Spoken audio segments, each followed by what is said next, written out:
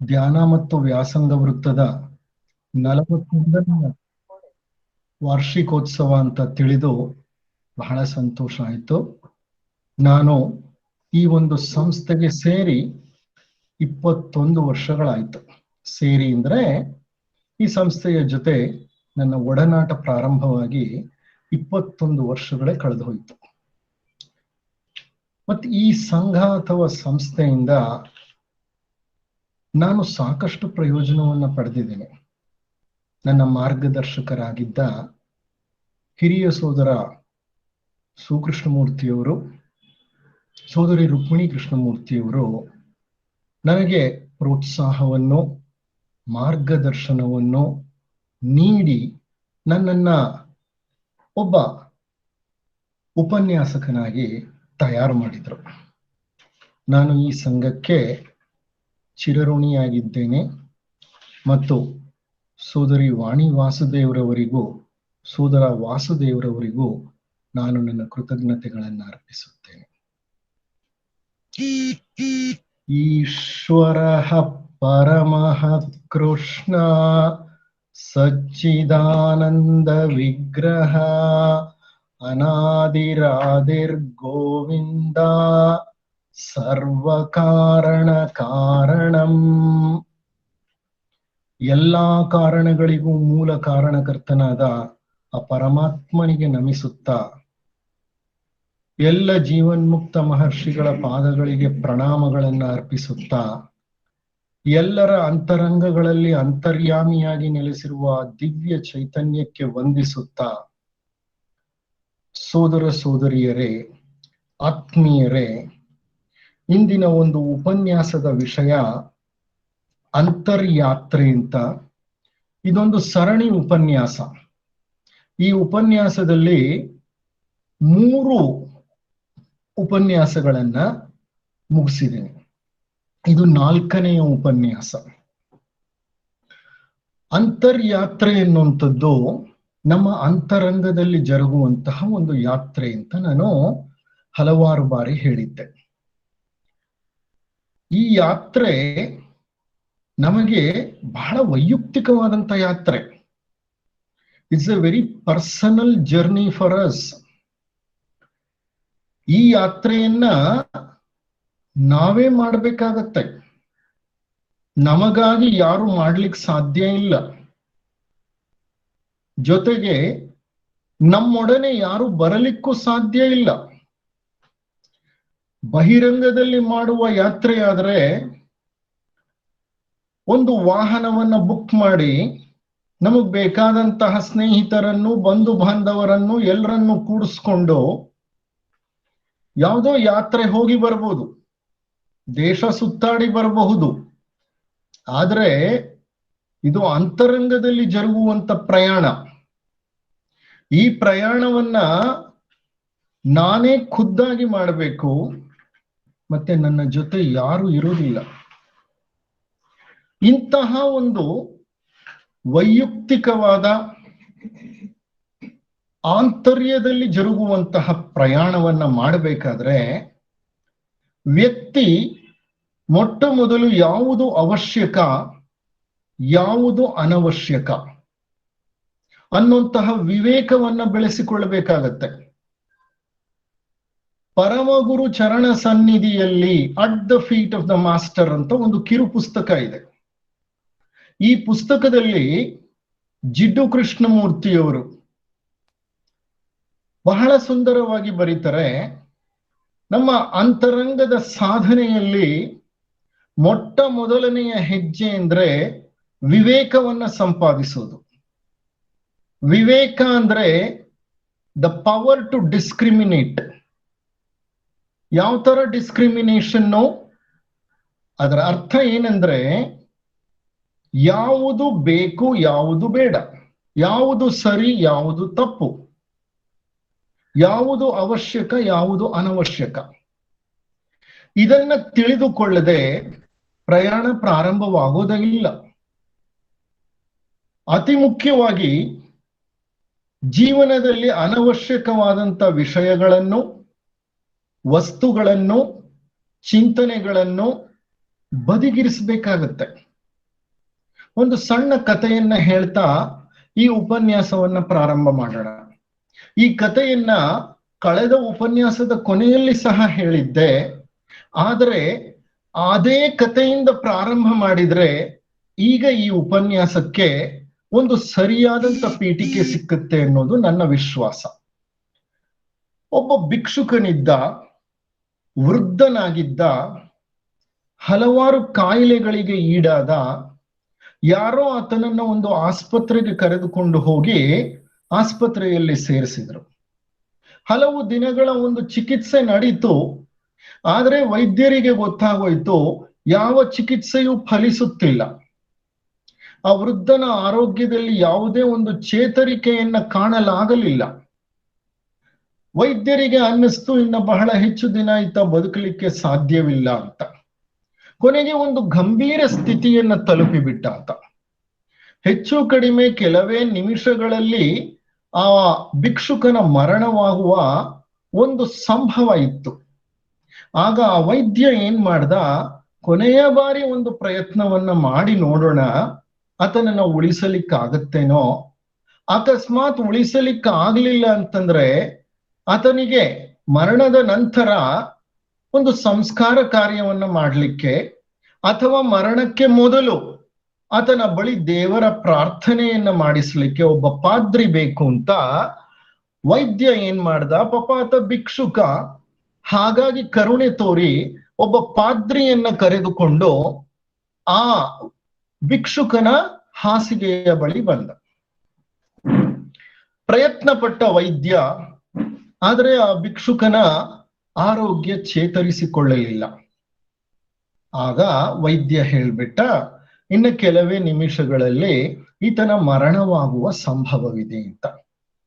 ಪಾದ್ರಿ ಹತ್ರ ಬಂದ, ಹಾಸಿಗೆ ಹತ್ರ ಬಂದವನೇ ಆ ವೃದ್ಧನನ್ನ ಕುರಿತು ಹೇಳ್ತಾನೆ, ಅಯ್ಯ, ಮರಣಕ್ಕೆ ಮೊದಲು ದೇವರ ಪ್ರಾರ್ಥನೆಯನ್ನ ಮಾಡೋಣ, ನೀನು ನಿನ್ನ ಎರಡೂ ಕೈಗಳನ್ನ ಮೇಲಕ್ಕೆತ್ತಿ ಜೋಡಿಸು, ಪ್ರಾರ್ಥನೆಯನ್ನ ನಾನು ಹೇಳಿಕೊಡ್ತೇನೆ ಅಂತ. ಆದ್ರೆ ಆ ವೃದ್ಧ ಒಂದು ಕೈಯನ್ನ ಮಾತ್ರ ಸ್ವಲ್ಪ ಮೇಲೆತ್ತದ, ಇನ್ನೊಂದು ಕೈನ ಮುಷ್ಟಿಯನ್ನ ಬಿಗಿ ಹಿಡ್ಕೊಂಡಿದ್ದಾನೆ. ವೈದ್ಯ ಗಮನಿಸ್ತಾ ಇದ್ದಾನೆ ಇದನ್ನ, ಪಾದ್ರಿಯು ಗಮನಿಸ್ತಾ ಇದ್ದಾನೆ. ಪಾದ್ರಿ ಹೇಳ್ದ, ಅಪ್ಪ, ಎರಡು ಕೈಗಳನ್ನ ನೀನು ಜೋಡಿಸ್ಬೇಕು, ಆಗ್ಲೇ ಪ್ರಾರ್ಥನೆಯನ್ನ ನಾನು ಹೇಳಿಕೊಡ್ತೇನೆ, ನೀನು ಹೇಳಲಿಕ್ಕೆ ಸಾಧ್ಯವಾಗತ್ತೆ ಅಂತ. ಆದ್ರೆ ಆ ಭಿಕ್ಷುಕ ತನ್ನ ಕೀರಲು ಧ್ವನಿಯಲ್ಲಿ ಹೇಳ್ತಾನೆ, ನೀವು ಏನೇ ಹೇಳಿದ್ರು ನಾನು ಮುಷ್ಟಿ ಬಿಗಿ ಹಿಡಿದ ಇನ್ನೊಂದು ಕೈಯನ್ನ ತೆರೆಯಲಿಕ್ಕೆ ಸಾಧ್ಯವೇ ಇಲ್ಲ, ನನಗೆ ಹಾಗೆ ಪ್ರಾರ್ಥನೆಯನ್ನ ಹೇಳ್ಕೊಡಿ ಅಂತ. ಪಾದ್ರಿ ವಿಧಿ ಇಲ್ಲದೆ ಪ್ರಾರ್ಥನೆಯನ್ನ ಹೇಳ್ಕೊಟ್ಟ. ಆ ಪ್ರಾರ್ಥನೆ ಮುಗಿತಾ ಇದ್ದ ಹಾಗೆ ಆತನ ಉಸಿರು ಹೊರಟು ಹೋಯ್ತು. ಮರಣ ಸಂಭವಿಸಿ ಬಿಡ್ತು. ಆದರೆ ಕೈಗಳು ಮಾತ್ರ, ಮುಷ್ಟಿ ಮಾತ್ರ ಬಿಗಿ ಹಿಡ್ಕೊಂಡೇ ಇದ್ದಾನೆ ಅಂತ. ಆತನ ಮರಣದ ನಂತರ ಆ ಮುಷ್ಟಿ ಬಿಗಿ ಹಿಡಿದ ಕೈಗಳನ್ನ ತೆಗೆದು ನೋಡ್ತಾರೆ. ಆತನ ಮುಷ್ಟಿಯಲ್ಲಿ, ಆತನ ಅಂಗೈಯಲ್ಲಿ ಒಂದು 3-4 ಕಿಲುವು ಹಿಡಿದ ಕೆಲಸಕ್ಕೆ ಬಾರದ ನಾಣ್ಯಗಳಿವೆ. ಆ ನಾಣ್ಯಗಳನ್ನ ಬಿಗಿ ಹಿಡಿದುಕೊಂಡು ಆತ ಮರಣ ಹೊಂದಿದ್ದಾನೆ. ಉಪಯೋಗಕ್ಕೆ ಬಾರದ ನಾಣ್ಯಗಳು. ನಾವು ಸಹ ಆ ಭಿಕ್ಷುಕನಂತೆಯೇ, ಹೌದಾ ಅಲ್ವಾ? ಕೆಲಸಕ್ಕೆ ಬಾರದ ನಾಣ್ಯಗಳನ್ನ ಕೈನಲ್ಲಿ ಇಟ್ಕೊಂಡು ಮರಣ ಹೊಂದ್ಬಿಡ್ತೇವೆ. ಎಂತ ಕೆಲಸಕ್ಕೆ ಬಾರದ ನಾಣ್ಯಗಳು? ಯಾರ ಮೇಲೋ ವಿರಸ, ಮತ್ಯಾರ ಮೇಲೋ ಕ್ರೋಧ, ಇನ್ನೊಬ್ಬರ ಮೇಲೆ ಮತ್ಸರ, ಮತ್ತೊಬ್ಬರ ಮೇಲೆ ಕೋಪ. ಈ ಭಾವನೆಗಳಿದೆಯಲ್ಲ, ಈ ಭಾವನೆಗೆ ಸಂಬಂಧಿಸಿದ ಆಲೋಚನೆಗಳಿದೆಯಲ್ಲ, ಇವೆಲ್ಲ ಕೆಲಸಕ್ಕೆ ಬಾರದವು. ಇವುಗಳನ್ನ ಹೊತ್ಕೊಂಡು ನಾವು ಮುಂದೆ ಸಂಚರಿಸಲಿಕ್ಕೆ ಸಾಧ್ಯವೇ ಇಲ್ಲ. ಬಹಳ ಭಾರ ಆಗತ್ತೆ, ಬಹಳ ತ್ರಾಸ ಆಗತ್ತೆ. ಇವೆಲ್ಲ ನಮ್ಮ ಪ್ರಾಪಂಚಿಕ ವಿಷಯಗಳು.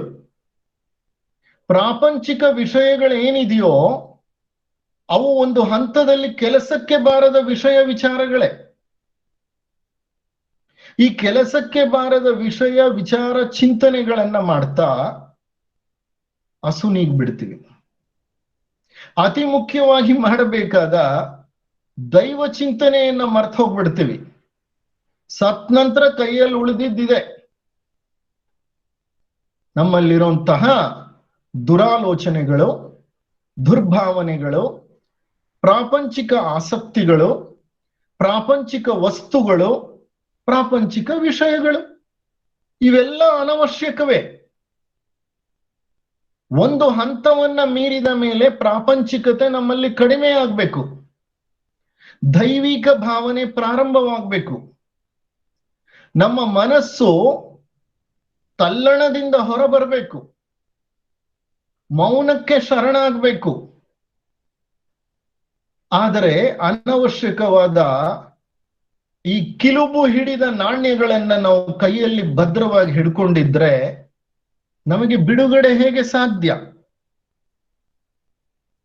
ಅಂತಹ ಅನವಶ್ಯಕ ವಸ್ತುಗಳನ್ನ ಹೋಗಲಾಡಿಸಿಕೊಳ್ಳದೆ ಹೋದ್ರೆ ಅವಶ್ಯಕವಾದಂತ ವಿಷಯಗಳು ನಮ್ಮ ಅರಿವಿಗೆ, ನಮ್ಮ ಗಮನಕ್ಕೆ ಬರೋದೇ ಇಲ್ಲ. ನಮ್ಮ ಆತ್ಮ ವಿಕಸನವಾಗಲಿಕ್ಕೆ ಸಾಧ್ಯವೇ ಇಲ್ಲ. ಆತ್ಮ ವಿಕಸನ ಅನ್ನೋದಿದೆಯಲ್ಲ, ಇದೇ ನಮ್ಮ ಅಂತರ್ಯಾತ್ರೆಯ ಗುರಿ. ಆತ್ಮ ವಿಕಾಸ ಹೊಂದುತ್ತಾ ಒಂದು ಹಂತದಲ್ಲಿ ಆ ಆತ್ಮ ಪರಮಾತ್ಮನೊಡನೆ ಬೆರೆತು ಹೋಗ್ಬೇಕು. ವ್ಯಷ್ಟಿ ಪ್ರಜ್ಞೆ ಸಮಷ್ಟಿ ಪ್ರಜ್ಞೆಯಲ್ಲಿ ಲೀನವಾಗಿ ಹೋಗ್ಬೇಕು. ಇಂತಹ ಒಂದು ಯಾತ್ರೆಯಲ್ಲಿ ನಮ್ಮ ಆತ್ಯಂತಿಕ ಗುರಿ ಆ ಪರಮಾತ್ಮನೇ.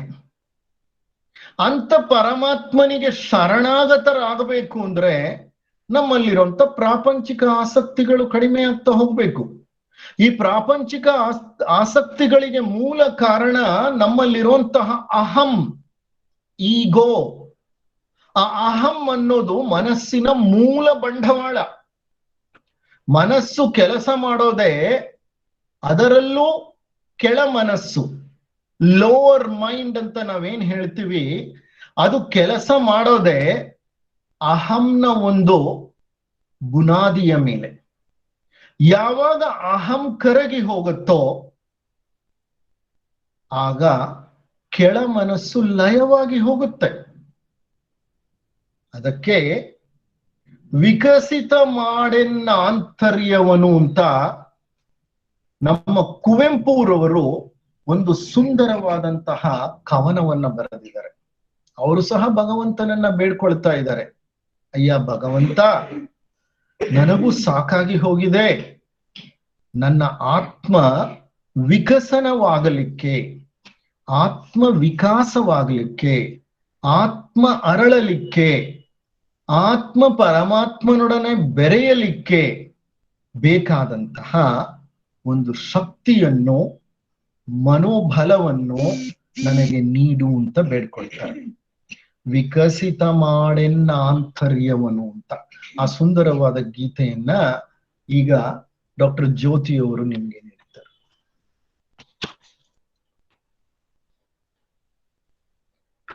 ವಿಕಸಿತ ಮಾಡೆನ್ನಾಂತರ್ಯವನು ಅಂತರ್ಯಾಮಿಯೇ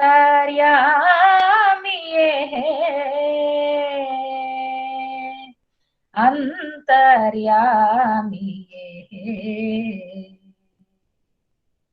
ವಿಕಸಿತ ಮಾಡೆನ್ನಾಂತರ್ಯವನು ಅಂತರ್ಯಾಮಿಯೇ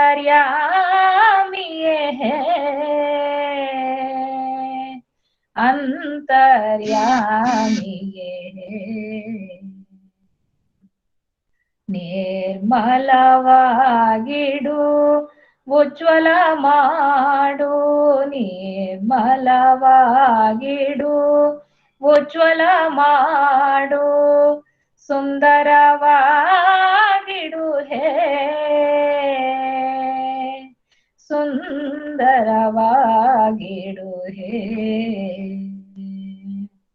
ವಿಕಸಿತ ಮಾಡೆನ್ನಾಂತರ್ಯವನು ಅಂತರ್ಯಾಮಿಯೇ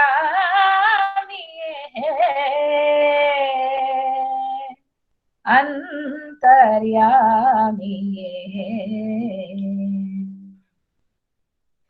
ಜಾಗೃತನಾಗಿಡು ಉದ್ಧಾರ ಮಾಡು ಜಾಗೃತನಾಗಿಡು ಉದ್ಧಾರ ಮಾಡು ನಿರ್ಭಯನಾಗಿಡು ಹೇ ನಿರ್ಭಯನಾಗಿಡು ಹೇ ಸನ್ಮಂಗಳ ಕೊಡು ನಿರಾಲಸನಾಗಿಡು ಸನ್ಮಂಗಳ ಕೊಡು ನಿರಾಲಸನಾಗಿಡು ಮಹತೋ ಮಹೀಯನೇ ಮಹತೋ ಮಹೀಯನೇ ಹೇ ವಿಕಸಿತ ಮಾಡೆನ್ನಾಂತರ್ಯವನು ಅಂತರ್ಯಾಮಿಯೇ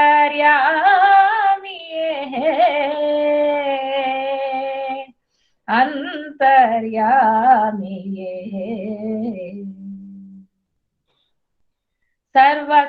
ಸರ್ವಸಂಗವನು ಸಾರ್ಥಕ ಮಾಡು ಸರ್ವಸಂಗವನು ಸಾರ್ಥಕ ಮಾಡು ಮುಕ್ತಿಯ ಕೊಡು ನೀ ಅನಂತನೇ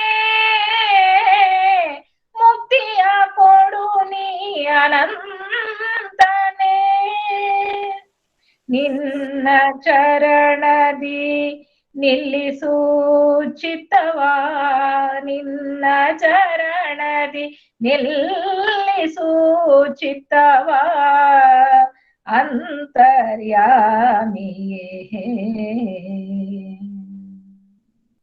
ನಿನ್ನ ಚರಣದಿ ನಿಲ್ಲಿಸು ಚಿತ್ತವ ಅಂತರ್ಯಾಮಿಯೇ ಹೇ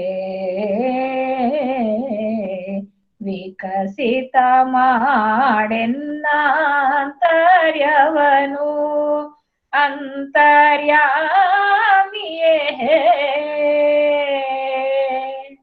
ಅಂತರ್ಯಾಮಿಯೇ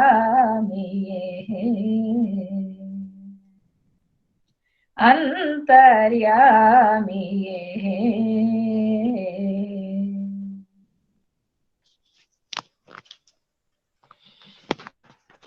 ಈ ಸುಂದರವಾದಂತಹ ಒಂದು ಗೀತೆಯಲ್ಲಿ ಕುವೆಂಪುರವರು ಭಗವಂತನ ಬಳಿ ಒಂದು ಬಿನ್ನಹವನ್ನ ಇಡ್ತಾ ಇದ್ದಾರೆ. ನನ್ನ ಆಂತರ್ಯವನ್ನ ವಿಕಸಿತ ಮಾಡು. ಆಂತರ್ಯ ಅನ್ನೋದು ಒಂದು ವಿಶಾಲವಾದ ಬಯಲು.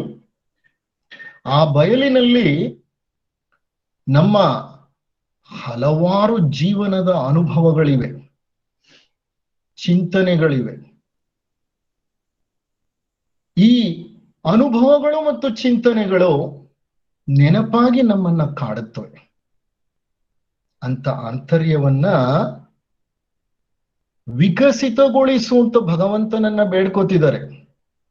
ಆಂತರ್ಯ ವಿಕಸಿತವಾಗಿರ್ಬೇಕಾದ್ರೆ ಅತಿ ಮುಖ್ಯವಾಗಿ ನಮ್ಮ ಮನಸ್ಸಿನ ಸಂಸ್ಕರಣೆ ಜರುಗಬೇಕು. ನಿರ್ಮಲವಾಗದೆ ಮನಸ್ಸು ವಿಕಾಸಗೊಳ್ಳಲಿಕ್ಕೆ ಸಾಧ್ಯವೇ ಇಲ್ಲ. ಪ್ಯೂರಿಫಿಕೇಶನ್ ಆಫ್ ಮೈಂಡ್,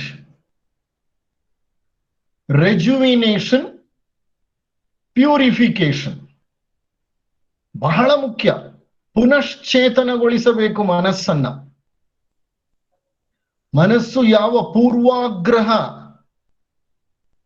ವಿಶ್ವಾಸಗಳನ್ನ, ನಂಬಿಕೆಗಳನ್ನ, ಆಚರಣೆಗಳನ್ನ, ಪದ್ಧತಿಗಳನ್ನ ಬೆಳೆಸಿಕೊಂಡು ಬಿಟ್ಟಿದೆಯೋ ಹಲವಾರು ಜನ್ಮಗಳಲ್ಲಿ ಅವುಗಳಿಂದ ಬಿಡುಗಡೆಗೊಳ್ಳಲೇಬೇಕು.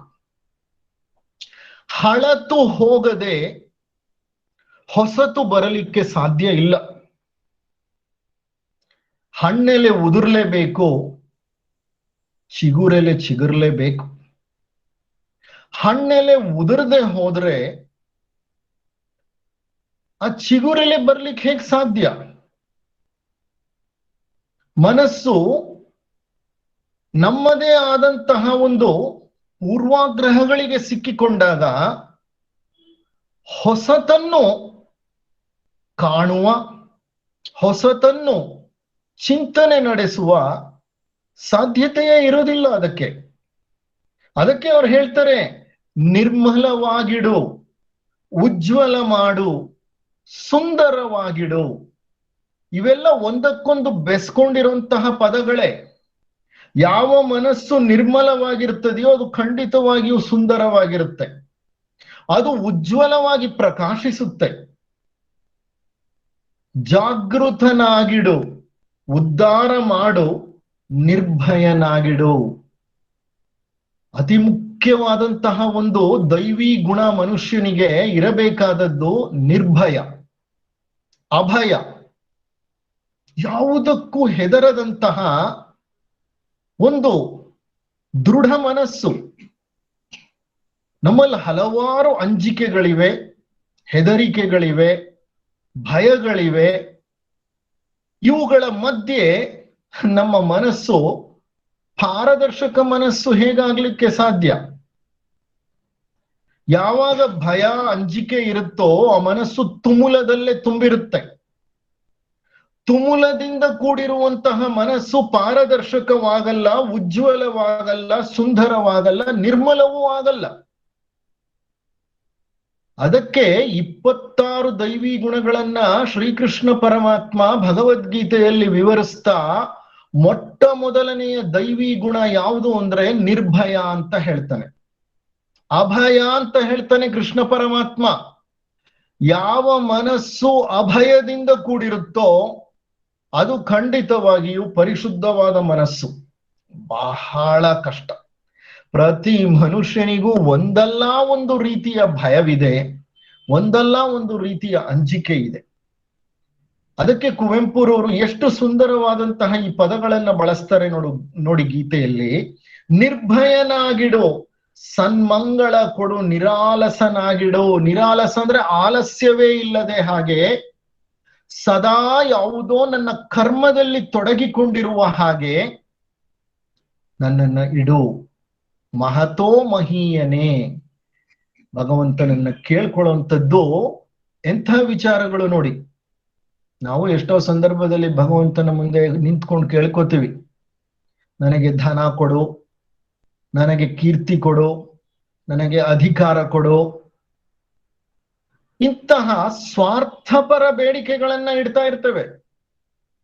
ಆ ಸ್ವಾರ್ಥಪರ ಬೇಡಿಕೆಗಳ ಒಂದು ಪಟ್ಟಿ ಇದೆಯಲ್ಲ, ಅದು ನಮ್ಮ ಒಂದು ಕಾಲು ಸ್ಮಶಾನದಲ್ಲಿರೋ ಗುಂಡಿ ಒಳಗಡೆ ಹೋಗೋ ತನಕ ಸಹ ಹೋಗಿರಲ್ಲ.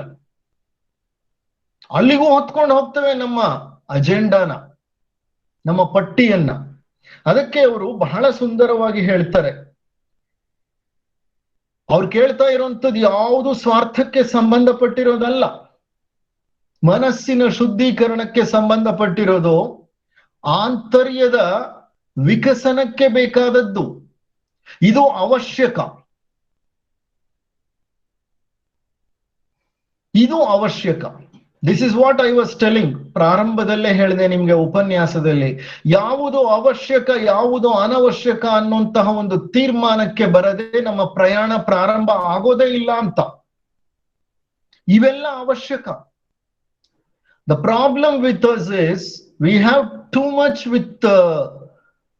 much in our mind, and this too much what is there in the mind is all unnecessary things. Unless you remove the unnecessary, the necessary cannot speak, because the necessary is in the bottom, and on the top you have filled all unnecessary things. Unless and until unnecessary is removed, the necessary is not revealed at all. ಗೊತ್ತಾಗೋದೇ ಇಲ್ಲ. ಸರ್ವ ಸಂಘವನ್ನು ಸಾರ್ಥಕ ಮಾಡು, ಮುಕ್ತಿಯ ಕೊಡು ನೀ ಅನಂತನೇ. ಅವರ ಭಿನ್ನಹ ಮುಕ್ತಿಯನ್ನ ಕೊಡಪ್ಪ ನನಗೆ ಅಂತ. ನೋಡಿ, ಅಧ್ಯಾತ್ಮ ಅನ್ನೋದು ಹೇಗೆ ಅಂದ್ರೆ ಅದು ಒಂದು ಪಾತ್ ಆಫ್ ರಿನನ್ಸಿಯೇಷನ್ ಅಂತೀವಿ. ಪಾತ್ ಆಫ್ ರಿನನ್ಸಿಯೇಷನ್ ಅಂದ್ರೆ ಪ್ರತಿಯೊಂದನ್ನು ತ್ಯಜಿಸುತ್ತಾ ಹೋಗುವ ಮಾರ್ಗ, ಪ್ರತಿಯೊಂದನ್ನು ಕೂಡಿ ಹಾಕಿಕೊಳ್ಳುತ್ತಾ ಸಂಗ್ರಹಿಸುತ್ತಾ ಹೋಗುವ ಮಾರ್ಗವಲ್ಲ. ಇಲ್ಲಿ ಕುವೆಂಪುರವರು ಇನ್ನೂ ಭಗವಂತನನ್ನ ಬೇಡ್ಕೊಳ್ತಿದ್ದಾರೆ. ಏನಂತ ಬೇಡ್ಕೊಳ್ತಿದ್ದಾರೆ? ಮುಕ್ತಿಯ ಕೊಡು ಹೇ ಭಗವಂತನೇ. ತಪ್ಪಿಲ್ಲ. ಅಧ್ಯಾತ್ಮದ ಪ್ರಯಾಣದಲ್ಲಿ, ಅಂತರಂಗದ ಪ್ರಯಾಣದಲ್ಲಿ, ಅಂತರ್ಯಾತ್ರೆಯಲ್ಲಿ ಇದು ಒಂದು ಹಂತ.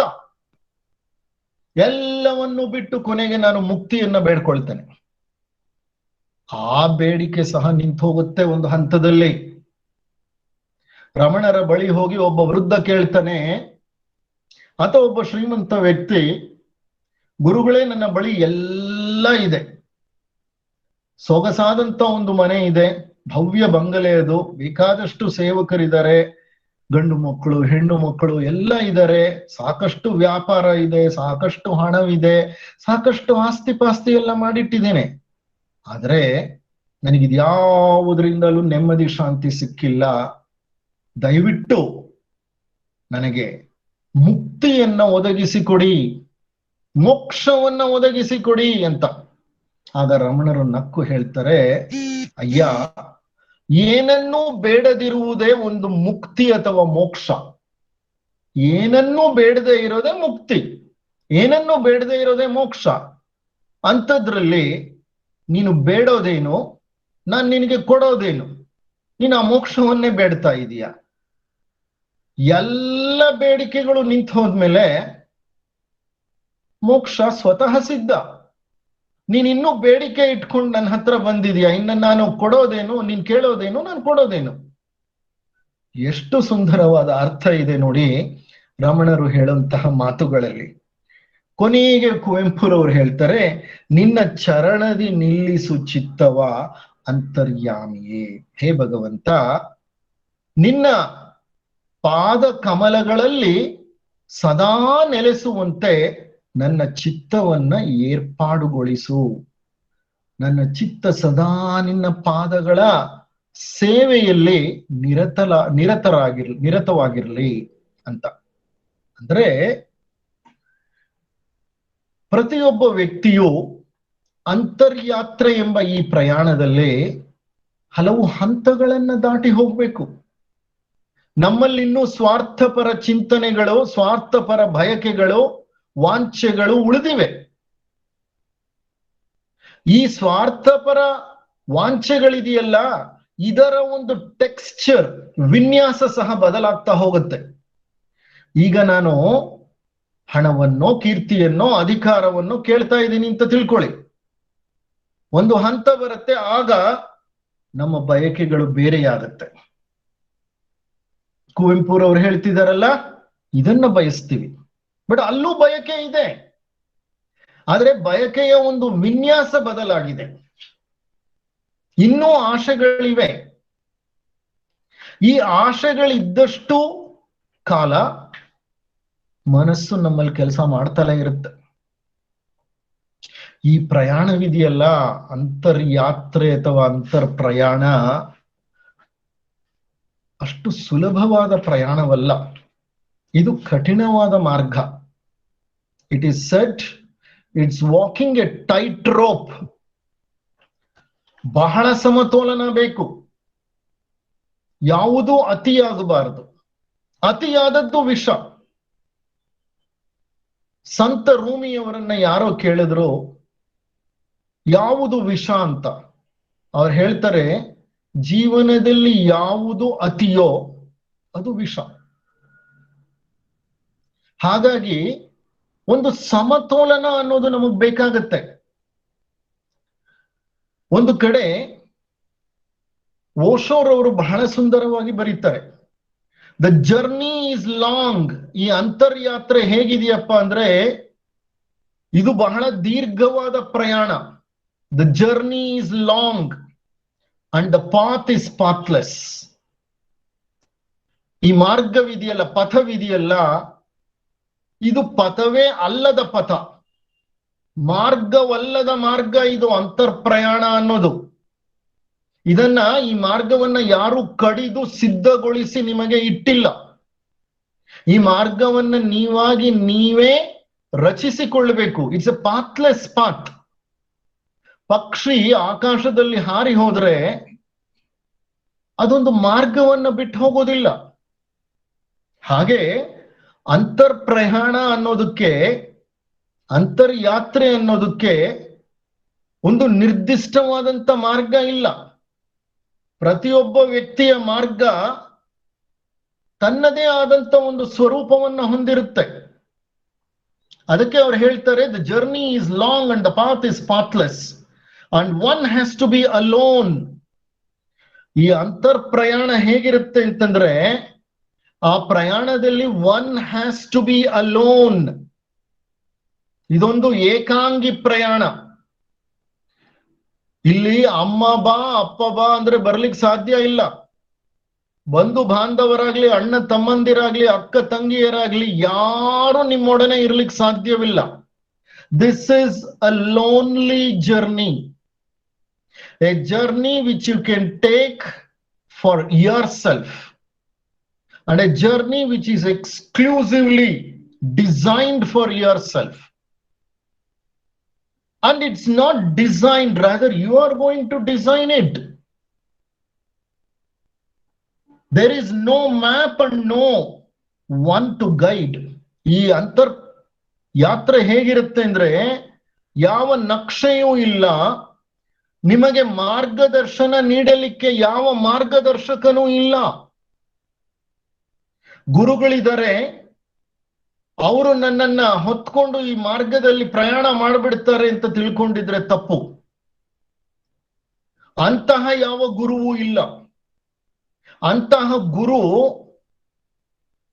ಯಾವ ಗುರು ನಿನ್ನನ್ನ ಹೊತ್ಕೊಂಡು ಹೋಗ್ತೀನಿ, ಮಾರ್ಗವನ್ನ ಸವಿಸ್ತೀನಿ, ನಿನ್ನನ್ನ ಗುರಿ ಮುಟ್ಟಿಸ್ತೀನಿ ಅಂತ ಹೇಳ್ತಾನೋ, ಆತ ಮೊಟ್ಟ ಮೊದಲನೆಯದಾಗಿ ಗುರುವಾಗ್ಲಿಕ್ಕೆ ಸಾಧ್ಯವೇ ಇಲ್ಲ. ಅದು ಗುರುವಿನ ಅರ್ಹತೆಯೇ ಅಲ್ಲ. ಗುರು ನಿಮ್ಮನ್ನ ಸ್ವಂತ ಅನುಭವಗಳನ್ನ ಹೊಂದುತ್ತಾ ಮುಂದೆ ಸಾಗುವಂತ ಮಾರ್ಗವನ್ನ ದೂರದಿಂದ ತೋರಿಸಬಹುದು ಅಷ್ಟೇ.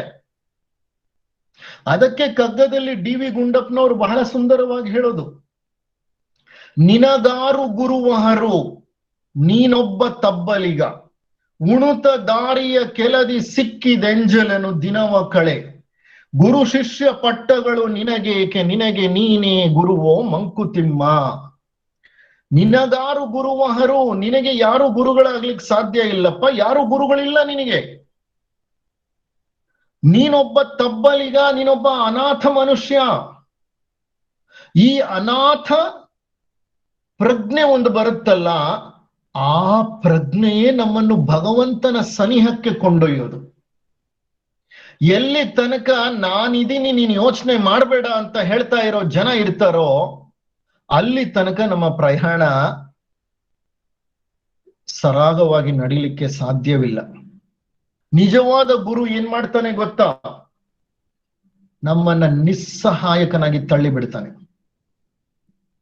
ಯಾವಾಗ ನಾವು ಆ ನಿರಾಶ್ರಿತ ಪ್ರಜ್ಞೆಯನ್ನ ಹೊಂದುತ್ತೀವೋ, ಅನಾಥ ಪ್ರಜ್ಞೆಯನ್ನ ಅನುಭವಿಸ್ತೀವೋ,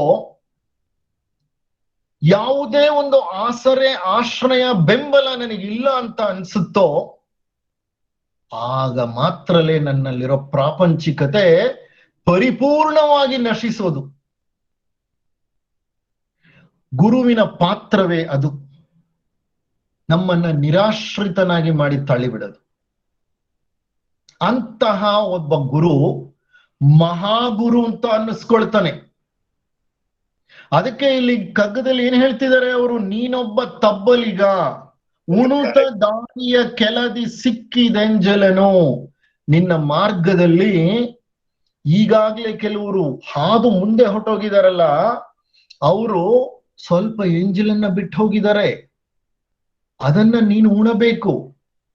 ಏನದು ಎಂಜಲು ಅಂತ ಅಂದ್ರೆ, ಆ ಮುಂದೆ ಸಾಗಿ ಹೋದಂತಹ ಸಂತರು, ಸಾಧುಗಳು, ಮಹನೀಯರು, ರಹಸ್ಯದರ್ಶಿಗಳು, ಅಂತಹ ಮಹಾನ್ ವ್ಯಕ್ತಿಗಳು ಕೆಲವು ಬೋಧನೆಗಳನ್ನ ಬಿಟ್ಟು ಹೋಗಿದ್ದಾರೆ. ಆ ಬೋಧನೆಗಳನ್ನ ನೀನು ಅನುಸರಿಸುತ್ತಾ, ಅನುಕರಿಸುತ್ತಾ, ಅದರಿಂದ ಕಲಿಬೇಕಾದ ಪಾಠವನ್ನ ಕಲ್ತ್ಕೊಳ್ತಾ ದಿನವ ಕಳೆ. ಗುರು ಶಿಷ್ಯ ಪಟ್ಟಗಳು ನಿನಗೇಕೆ, ನಿನಗೆ ನೀನೇ ಗುರುವೋ ಮಂಕುತಿಮ್ಮ. ಅಪ್ಪ, ನಿನಗೆ ನೀನೇ ಗುರು ಕಣಪ್ಪ, ಮತ್ಯಾರು ಗುರುಗಳಿಲ್ಲ ನಿನಗೆ. ಆ ನಿರಾಶ್ರಿತ ಸ್ಥಿತಿಯನ್ನ ತಲುಪಿದಂತಹ ಒಂದು ಪ್ರಜ್ಞೆ ಇದೆಯಲ್ಲ, ಆ ಪ್ರಜ್ಞೆ ಸಮಸ್ತ ವಿಶ್ವದ ಮೇಲೆ ಯಾವೊಂದು ಅವಲಂಬನೆಯನ್ನ ಬೆಳೆಸ್ಕೊಂಡಿತ್ತೋ ಆ ಅವಲಂಬನೆಯನ್ನ ಕಡ್ದು ಹಾಕೊಳ್ಳುತ್ತೆ. ಆವಾಗ ಆ ಮನಸ್ಸಿಗೆ ಅರಿವಾಗತ್ತೆ, ಈ ದೇಹವೇ ಗುಡಿ, ಭಗವಂತ ಇಲ್ಲಿದ್ದಾನೆ, ಹೊರಗೆ ಯಾವ ವ್ಯಕ್ತಿಯೂ ಇಲ್ಲ ನನ್ನನ್ನ ಕರೆದುಕೊಂಡು ಹೋಗಿ ಭಗವಂತನ ಪಾದಗಳ ಬಳಿ ಬಿಡ್ಲಿಕ್ಕೆ. ಹೊರಗಿನ ಯಾವ ಶಕ್ತಿಗಳಿಂದಲೂ ಆ ಸಾಧ್ಯತೆ ಇಲ್ಲ. ಇನ್ನ ನಾನು ಅಂತರಂಗದ ಕಡೆ ತಿರುಗಬೇಕು, ನನ್ನ ಆಂತರ್ಯವನ್ನ ಗಮನಿಸಬೇಕು. ಆ ಆಂತರ್ಯದಲ್ಲಿರುವ ಅರಿವೆಂಬ ಗುರು ನನ್ನನ್ನ ಭಗವಂತನ ಸನಿಹಕ್ಕೆ ಕರ್ಕೊಂಡು ಹೋಗಿ ಬಿಟ್ಬಿಡ್ತಾನೆ. ಈ ಶರೀರ ಬಹಳ ಪವಿತ್ರವಾದಂತಹ ಒಂದು ಸ್ಥಾನ. ಈ ಶರೀರವೆಂಬ ಸ್ಥಾನದ ಒಳಗೆ ಆ ಭಗವಂತನ ಗುಡಿ ಇದೆ. ಆ ಭಗವಂತನೇ ವಾಸ ಮಾಡ್ತಾ ಇದ್ದಾನೆ. ಭಗವಂತ ಬೇರೆಲ್ಲೂ ಇಲ್ಲ, ನನ್ನಲ್ಲೇ ಇದ್ದಾನೆ. ನಾನೇ ಭಗವಂತ ಅನ್ನುವಂತಹ ಒಂದು ಸ್ಥಿತಿಯನ್ನ ಆ ವ್ಯಕ್ತಿ ತಲುಪಬೇಕಾದ್ರೆ ನನ್ನೊಳಗಿರುವ, ನನ್ನ ಆಂತರ್ಯದಲ್ಲಿರುವ ಈ ದೇಹವೆಂಬ ಗುಡಿಯಲ್ಲಿ ನೆಲೆಸಿರುವ ಆ ಭಗವಂತನನ್ನ ಕಾಣಬೇಕಾಗತ್ತೆ. ಕುವೆಂಪುರವರ ಮತ್ತೊಂದು ಸುಂದರವಾದಂತ ಗೀತೆ, ದೇಹವಿದು ನೀನಿರುವ ಗುಡಿ ಎಂದು ತಿಳಿದು. ಈ ಒಂದು ಗೀತೆಯನ್ನ ಡಾಕ್ಟರ್ ಜ್ಯೋತಿ ಅವರು ಹಾಡ್ತಾರೆ.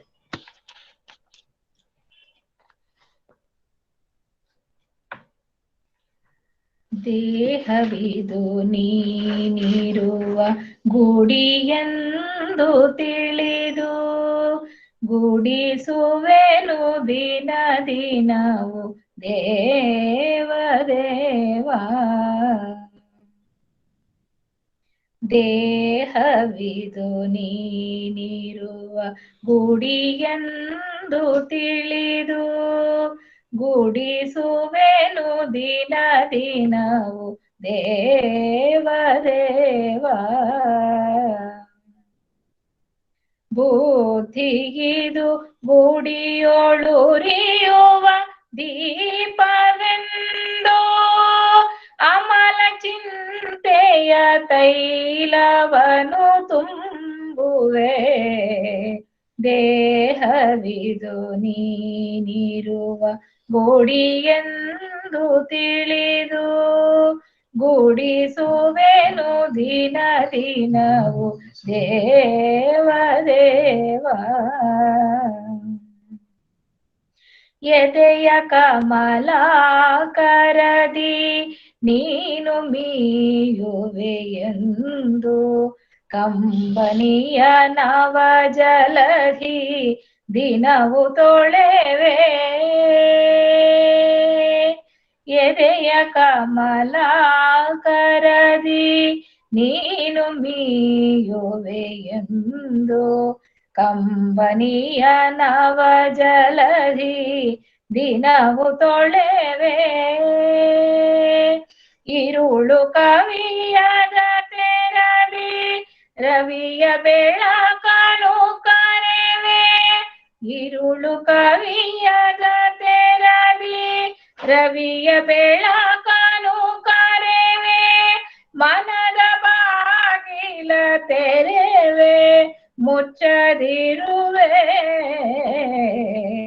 ದೇಹವಿದು ನೀನಿರುವ ಗುಡಿಯೆಂದು ಎಂದು ತಿಳಿದು ಗುಡಿಸುವೆನು ದಿನ ದಿನವು ದೇವ ದೇವ. ಗಂಟೆಗಳ ಹೊಡೆಯೇ ಶಂಖವನು ನಾನುದೆ ಮಂಗಳಾರತಿಯ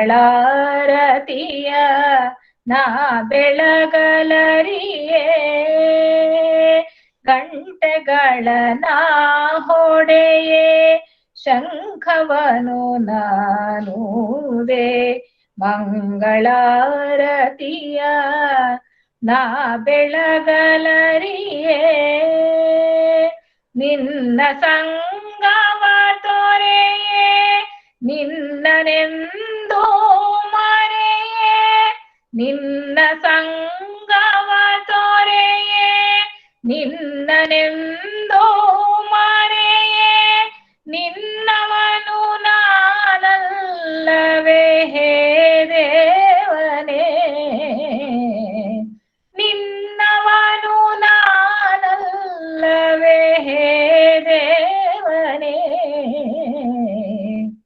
ದೇಹವಿದು ನೀನಿರುವ ಗುಡಿಯೆಂದು ತಿಳಿದು ಗುಡಿಸುವೆನು ದಿನ ದಿನವು ದೇವ ದೇವ.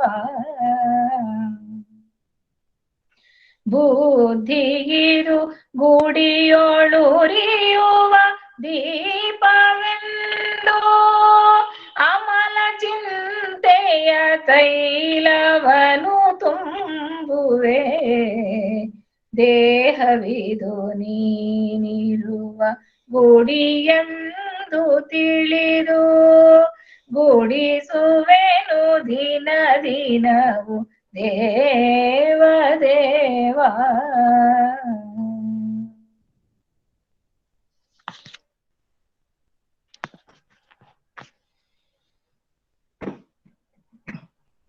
ಎಷ್ಟು ಆಳವಾದ ಅರ್ಥವನ್ನ ಹೊಂದಿರುವಂತಹ ಗೀತೆ ಇದು ನೋಡಿ. ಎಲ್ಲರಿಂದಲೂ ಇಂಥ ಗೀತೆಗಳನ್ನ ರಚಿಸಲಿಕ್ಕೆ ಸಾಧ್ಯ ಇಲ್ಲ. ಕುವೆಂಪುರವರು ಅಧ್ಯಾತ್ಮ ಜೀವಿಗಳಾಗ್ಬಿಟ್ರು. ತಮ್ಮ ವೃದ್ಧಾಪ್ಯದ ಹೊತ್ತಿಗೆ ಅಧ್ಯಾತ್ಮದ ಹೊಸ್ತಿಲಿಗೆ ಬಂದು ಸೇರ್ಬಿಟ್ರು. ಗುರುಗಳೊಡನೆ ದೇವರಡಿಗೆ ಎನ್ನುವಂತಹ ಒಂದು ಸುಂದರವಾದ ಪುಸ್ತಕವನ್ನು ಬರೀತಾರೆ ಅವರು. ಭಾಗ 1, ಭಾಗ 2. ನಾನೊಂದು 2-3 ಬಾರಿ ಆ ಪುಸ್ತಕಗಳನ್ನ ಓದಿದ್ದೆ. ನನ್ನ ಮೇಲೆ ಆಳವಾದ ಪ್ರಭಾವವನ್ನ ಬೀರಿದಂತ ಪುಸ್ತಕಗಳದು. ಗುರುಗಳೊಡನೆ ದೇವರಡಿಗೆ ಅಂತ ಅವ್ರು ಎಷ್ಟು ಚೆನ್ನಾಗಿ ಹೇಳ್ತಿದ್ದಾರೆ ನೋಡಿ. ದೇಹವಿದು ನೀನಿರುವ ಗುಡಿ ಎಂದು ತಿಳಿದು ಗುಡಿಸುವೆನು ದಿನ ದಿನವೂ ದೇವ ದೇವ. ಪ್ರತಿದಿನ ಗುಡಿಸ್ತಾರೆ ಅವರು. ತಮ್ಮ ಶರೀರವನ್ನ ಮನಸ್ಸನ್ನ ಸ್ವಚ್ಛಗೊಳಿಸಿಕೊಳ್ತಾರೆ. ಈ ಸ್ವಚ್ಛಗೊಳಿಸಿಕೊಳ್ಳುವ ಕ್ರಿಯೆ ಇದೆಯಲ್ಲ, ಇದು ಬಹಳ ಮುಖ್ಯವಾದಂತ ಕ್ರಿಯೆ. ಸಂಸ್ಕರಣ ಕ್ರಿಯೆ ಬಹಳ ಮುಖ್ಯ. ಪತಂಜಲಿಗಳು ಸಹ ಇದನ್ನ ಬಹಳ ಮುಖ್ಯ ಅಂತ ಗಮನಿಸ್ತಾರೆ. ಯಮ ನಿಯಮಗಳಿದೆಯಲ್ಲ, ಅದು ಈ ಶರೀರಗಳನ್ನ ಶುದ್ಧಗೊಳಿಸಿಕೊಳ್ಳಲು ಬೇಕಾದಂತಹ ಅತಿ ಮುಖ್ಯವಾದಂತಹ ತಂತ್ರಗಳು, ಆಚರಣೆಗಳು. ಯಮ ನಿಯಮ, ಆಸನ, ಪ್ರಾಣಾಯಾಮ, ಆಮೇಲೆ ಬರುತ್ತದು ಎಲ್ಲ. ಮೊಟ್ಟ ಮೊದಲು ಯಮ ನಿಯಮ.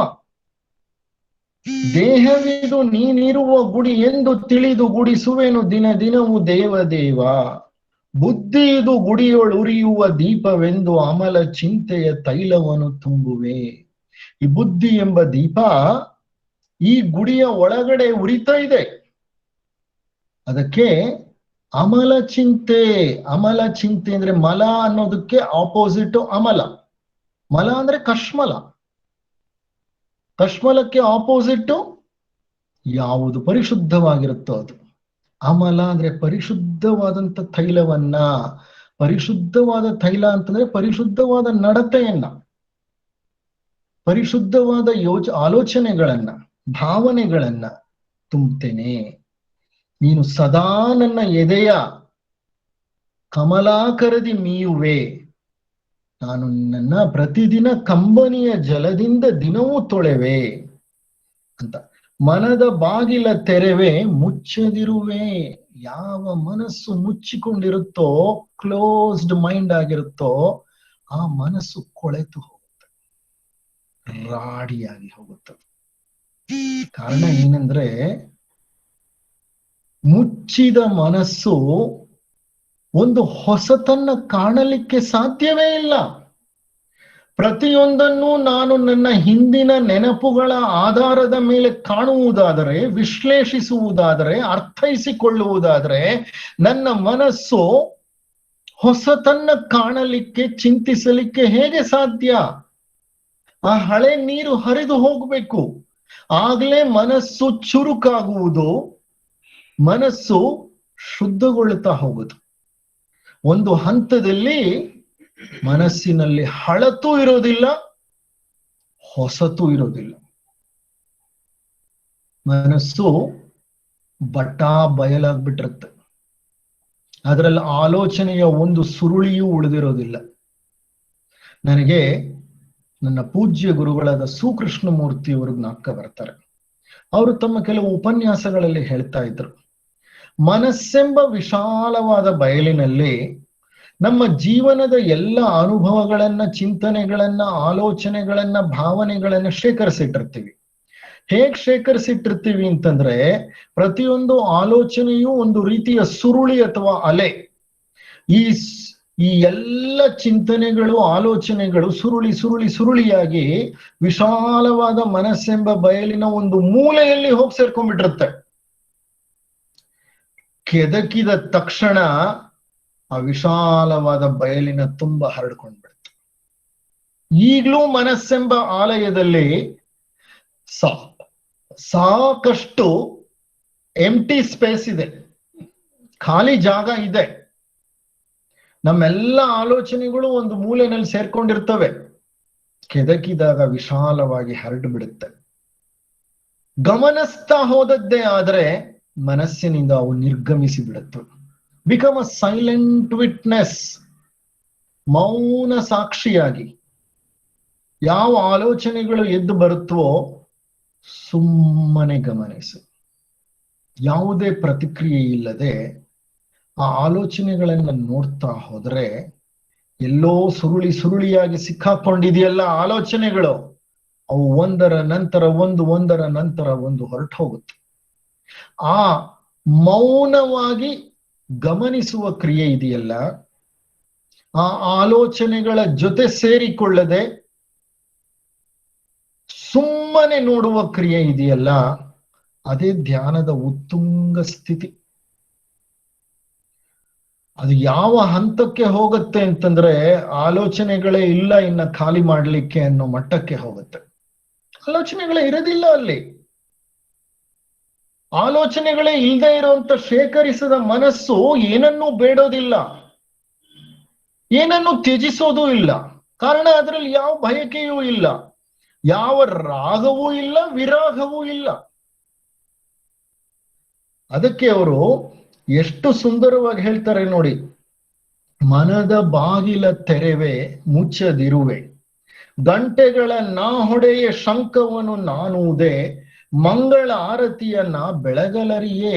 ಈ ಯಾವ ರಿಚುವಲ್ಸು, ಈ ಯಾವ ಕಾರ್ಯಗಳು ನನಗೆ ಗೊತ್ತಿಲ್ಲ, ನನಗೆ ಬರೋದಿಲ್ಲ. ಆದ್ರೆ ಒಂದು ಮಾತ್ರ ನಾನು ನಿನ್ನಲ್ಲಿ ಭಿನ್ನವಿಸಿಕೊಳ್ತೇನೆ, ನಿನ್ನ ಸಂಗವ ತೊರೆಯೇ, ನಿನ್ನನ್ನೆಂದೂ ಮರೆಯೇ. ಎಂದು ನಿನ್ನ ಸಂಘವನ್ನ ಬಿಡೋದಿಲ್ಲ ತಂದೆ, ನಿನ್ನನ್ನು ಎಂದೂ ನಾನು ಮರೆಯೋದಿಲ್ಲ. ನಿನ್ನವನು ನಾನಲ್ಲವೇ. ಅಂದ್ರೆ ದ್ವೈತ ಅಳಿದು, ಐ ಆಮ್ ಎಕ್ಸ್ಟ್ರೀಮ್ಲಿ ಸಾರಿ, ದ್ವೈತ ಅಳಿದು ಅದ್ವೈತದ ಹೊಸ್ತಿಲನ್ನು ಪ್ರವೇಶ ಮಾಡ್ತಾರೆ. ನಿನ್ನವನು ನಾನಲ್ಲವೇ ಹೇ ದೇವನೇ, ಹೇ ಭಗವಂತ, ನಾನು ನಿನ್ನವನಲ್ಲವೇ, ನಾನು ನಿನ್ನ ಒಂದು ಅಂಶವಲ್ಲವೇ, ಈ ಅಂಶ ನಿನ್ನೊಡನೆ ಸೇರಬೇಡವೇ. ಈ ಪ್ರಶ್ನೆಗಳು ಏನ್ ಮಾಡುತ್ತೆ ಅಂದ್ರೆ, ನಮ್ಮನ್ನ ಅದ್ವೈತದ ತುದಿಗೆ ಕರ್ಕೊಂಡು ಹೋಗುತ್ತೆ. ಅವರು ಬಹಳ ಸುಂದರವಾಗಿ ಹೇಳ್ತಾ ಇದ್ದಾರೆ ನೋಡಿ, ಮನವ ಬಾಗಿಲ ತೆರೆವೆ ಮುಚ್ಚದಿರುವೆ. ನಾನು ಇದನ್ನ ವಿವರಿಸ್ತಾ ಹೇಳಿದೆ. ಮನದ ಬಾಗಿಲನ್ನ ತೆರೆದು ಸುಮ್ಮನೆ ಗಮನಿಸ್ತಾ ಹೋದ್ರೆ ಆಲೋಚನೆಗಳೇ ಕ್ಷಯಿಸುತ್ತಾ ಹೋಗುತ್ತವೆ. ಒಂದು ಹಂತವನ್ನ ತಲುಪುತ್ತೆ, ಆ ಹಂತದಲ್ಲಿ ಆಲೋಚಿಸಲಿಕ್ಕೆ ಏನು ಉಳಿದೇ ಇರೋದಿಲ್ಲ. ಅಂತ ಸ್ಥಿತಿ ತಲುಪಿದಾಗ ಆ ವ್ಯಕ್ತಿ ಖಂಡಿತವಾಗಿಯೂ ಸಂತನಾಗಿರ್ತಾನೆ, ಬಹಳ ದೊಡ್ಡ ದಾರ್ಶನಿಕನಾಗಿರ್ತಾನೆ. ಇದಕ್ಕೆ ಸಂಬಂಧಪಟ್ಟಂತೆ ಒಂದು ಸಣ್ಣ ದೃಷ್ಟಾಂತವನ್ನ ನಿಮ್ಮಲ್ಲಿ ಹಂಚಿಕೊಳ್ತೇನೆ. ಹಿಂದೆ ಒಂದಾನೊಂದು ಕಾಲದಲ್ಲಿ ಈಜಿಪ್ಟಿನ ದಟ್ಟ ಮರಳುಗಾಡುಗಳಲ್ಲಿ ಕೆಲವು ಬೆಳೆದ ವ್ಯಕ್ತಿಗಳು ವಾಸ ಮಾಡ್ತಿದ್ರು. ಈಜಿಪ್ಟ್ ಅನ್ನೋದು ನಿಮ್ಗೆ ಗೊತ್ತು, ಈ ದೇಶ ವಿಶಾಲವಾದ ಮರಳುಗಾಡನ್ನ ಹೊಂದಿದೆ. ಅಂತ ಮರಳುಗಾಡಿನಲ್ಲಿ ಸಾಕಷ್ಟು ಸಾಧನೆಯನ್ನ ಮಾಡಿದ ಸಾಧಕರು ವಾಸ ಮಾಡ್ತಿದ್ರು. ಅವರು ಹೆಚ್ಚಾಗಿ ಜನರಿಗೆ ಕಾಣಿಸ್ತಿರ್ಲಿಲ್ಲ, ತಮ್ಮ ಸಾಧನೆಯಲ್ಲಿ ನಿರತರಾಗಿರ್ತಿದ್ರು, ಏಕಾಂಗಿಯಾಗಿ ವಾಸ ಮಾಡ್ತಿದ್ರು. ಅವರನ್ನ ಫಾದರ್ಸ್ ಆಫ್ ದ ಡೆಸರ್ಟ್ ಅಂತ ಕರೀತಿದ್ರು. ಫಾದರ್ಸ್ ಆಫ್ ದ ಡೆಸರ್ಟ್, ಮರಳುಗಾಡಿನಲ್ಲಿ ವಾಸ ಮಾಡ್ತಿದ್ರು ಅವರು. ನಮ್ಮ ಸಂತ ಮಹಂತರಿದ್ದ ಹಾಗೆ ರಹಸ್ಯದರ್ಶಿಗಳು ಅವರು. ಅಂತಹ ಒಬ್ಬ ರಹಸ್ಯದರ್ಶಿಯ ಹೆಸರು ಅಬ್ಬಾ ಲಾಂಗಿನಸ್ ಅಂತ. ಅಬ್ಬಾ ಲಾಂಗಿನಸ್ ಅಂತ. ಆತ ಆ ಮರಳುಗಾಡಿನಲ್ಲಿ ವಾಸ ಮಾಡ್ತಿದ್ದಾಗ ಆತನ ಬಗ್ಗೆ ಹಲವಾರು ಪ್ರತೀತಿ ಇತ್ತು. ಆತನಿಗೆ ದೈವಿ ಶಕ್ತಿ ಇದೆ, ಹಲವಾರು ರೋಗಗಳನ್ನ ಶಮನ ಮಾಡ್ತಾನೆ, ಆತನ ಸ್ಪರ್ಶ ಮಾತ್ರ ಸಾಕು ಎಂತೆಂಥ ಕಾಯಿಲೆಗಳು ವಾಸಿಯಾಗೋಗ್ಬಿಡುತ್ತೆ ಅಂತ. ಆಗ ಒಬ್ಬ ಮಹಿಳೆ ಈ ವಿಷಯವನ್ನ, ಈ ಮಾತನ್ನ ಯಾರಿಂದಲೋ ಕೇಳಿದ್ಲೋ. ಆಕೆಗೆ ಕ್ಯಾನ್ಸರ್ ರೋಗವಿತ್ತು, ಬ್ರೆಸ್ಟ್ ಕ್ಯಾನ್ಸರ್. ಆ ಕ್ಯಾನ್ಸರ್ ರೋಗದಿಂದ ನರಳುತ್ತಾ ಇದ್ದಂತಹ ಆಕೆಗೆ ಎ ರೇ ಆಫ್ ಹೋಪ್, ಒಂದು ಭರವಸೆಯ ಕಿರಣ ಉಂಟಾಯ್ತು. ಅಬ್ಬಾ ಲಾಂಗಿನಸ್ನ ಭೇಟಿ ಮಾಡಿಬಿಡ್ಬೇಕು, ಆತನ ಒಂದು ಆಶೀರ್ವಾದ ಮತ್ತು ಸ್ಪರ್ಶವನ್ನ ಹೊಂದಿ ನಾನು ಈ ರೋಗದಿಂದ ಮುಕ್ತಳಾಗಬೇಕು ಅಂತ ಎಷ್ಟೋ ದೂರ ನಡೆದು ಬಂದ್ಲು. ಅವರನ್ನ ಭೇಟಿ ಆಗಬೇಕು ಅನ್ನೋದು ಆಕೆಯ ಉದ್ದೇಶ. ಆ ಮರಳುಗಾಡಿನಲ್ಲಿ ಹುಡುಕ್ತಾ ಹುಡುಕ್ತಾ ಹುಡುಕ್ತಾ ನಡೆದು ಬರ್ತಾ ಇರುವಾಗ ಒಂದು ಘಟನೆ ಜರುಗಿ ಹೋಯ್ತು. ಆಕೆ ಎಂದೂ ಅಬ್ಬಾ ಲಾಂಗಿನಸ್ನ ನೋಡಿಲ್ಲ, ಆತನ ಬಗ್ಗೆ ಕೇಳಿದಾಳೆ ಅಷ್ಟೇ. ಅದೇ ಹಂತದಲ್ಲಿ ಆಕೆ ಹುಡುಕಿಕೊಂಡು ಬರ್ತಾ ಇರುವಾಗ ಈ ಅಬ್ಬಾ ಲಾಂಗಿನಸ್ ಅನ್ನುವಂತಹ ವ್ಯಕ್ತಿ ಉರುವಲಿಗೆ ಬೇಕಾದಂತಹ ಸೌದೆಗೆ ಅನುಕೂಲವಾಗುವಂತಹ ಗಿಡಗಳನ್ನ ಹುಡುಕ್ತಾ ಹುಡುಕ್ತಾ ಅಂತಹ ಒಣಗಿದ ಗಿಡಗಳನ್ನ ಕತ್ತರಿಸಿ ಸಂಗ್ರಹಿಸುತ್ತಾ ನಡೆದು ಬರ್ತಾ ಇದ್ದಾನೆ. ಎಂದೂ ಅಬ್ಬಾ ಲಾಂಗಿನಸ್ನ ನೋಡದೆ ಇರುವಂತ ಈಕೆ ನೇರವಾಗಿ ಆತ ಇರೋ ಜಾಗಕ್ಕೆ ಬಂದ್ಲು. ಆಕೆಗೆ ಗೊತ್ತಿಲ್ಲ ಈತ ಯಾರಂತ. ಅಬ್ಬಾ ಲಾಂಗಿನಸ್ನ ಕುರಿತು ಆತನನ್ನೇ ಕೇಳ್ತಾಳೆ. ಏನಂತ ಕೇಳ್ತಾಳೆ? ಅಯ್ಯ, ಆ ಭಗವಂತನ ನಮ್ರ ಸೇವಕನಾದ ಅಬ್ಬಾ ಲಾಂಗಿನಸ್ ಎಲ್ಲಿರುತ್ತಾರೆ ಅಂತ ವಿಚಾರಿಸ್ತಾಳೆ. ಆ ವ್ಯಕ್ತಿಗೆ ಅಬ್ಬಾ ಲಾಂಗಿನಸ್ ಶ್ರೇಷ್ಠ ರಹಸ್ಯದರ್ಶಿ, ಈಸ್ ಅ ಮಿಸ್ಟಿಕ್.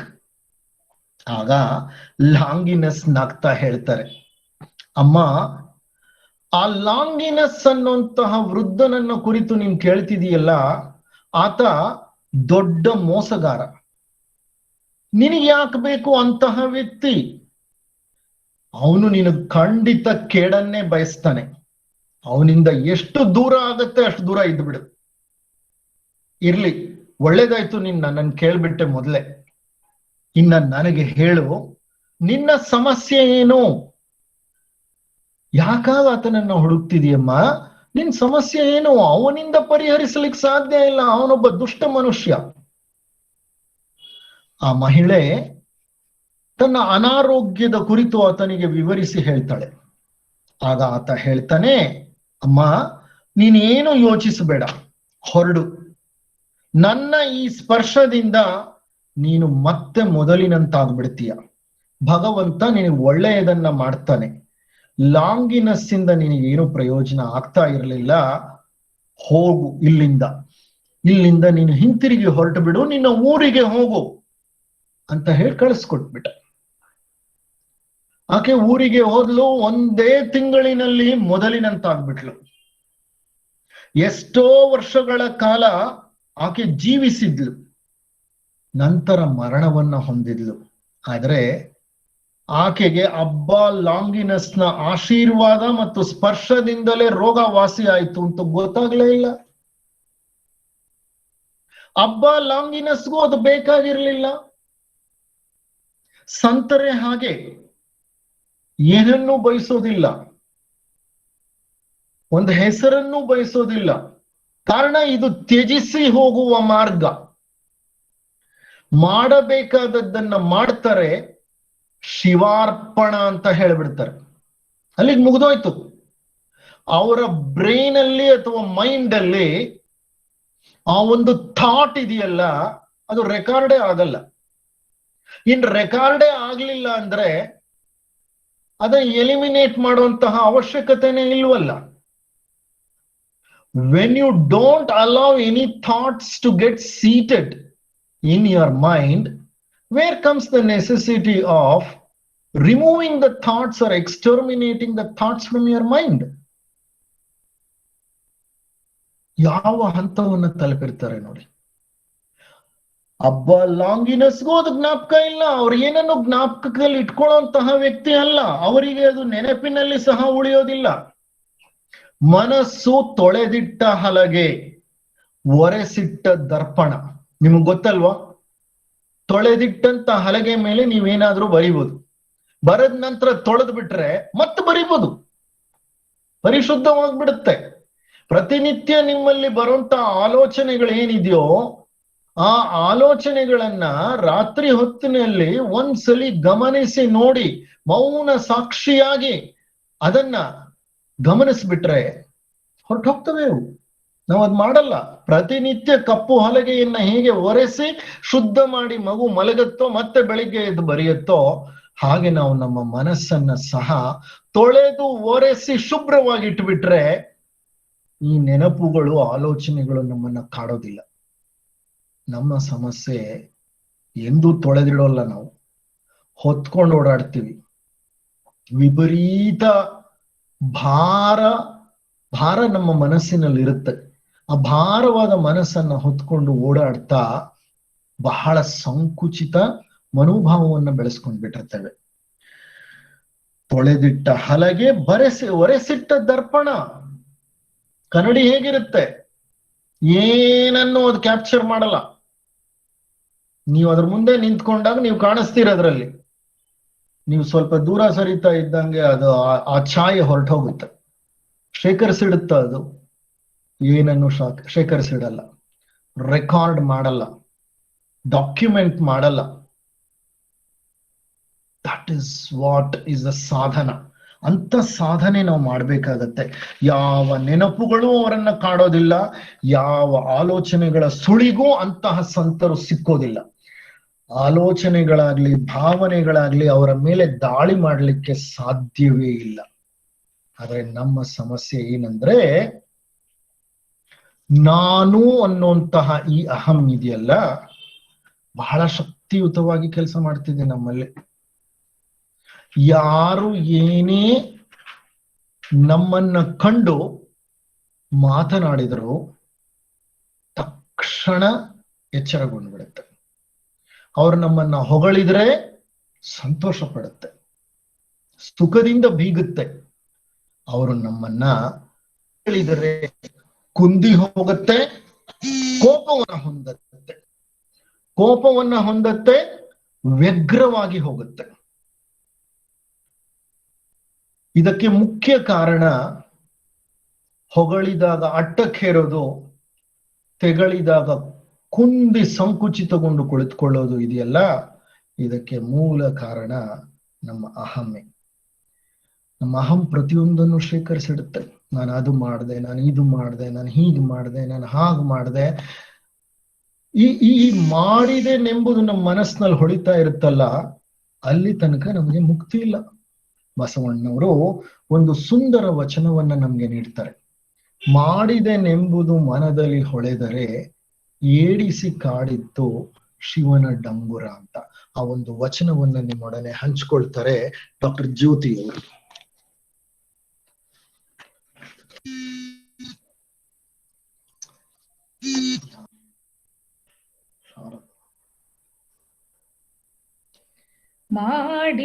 ಮಾಡಿದೆನೆಂಬುದು ಮನದಲ್ಲಿ ಹೊಳೆದರೆ ಏಡಿಸಿ ಕಾಡಿತ್ತು ಶಿವನ ಡಂಗುರ.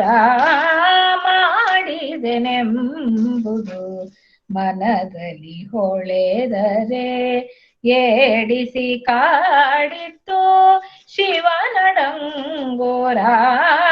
ಮಾಡಿದೆನೆಂಬುದು ಮನದಲ್ಲಿ ಹೊಳೆದರೆ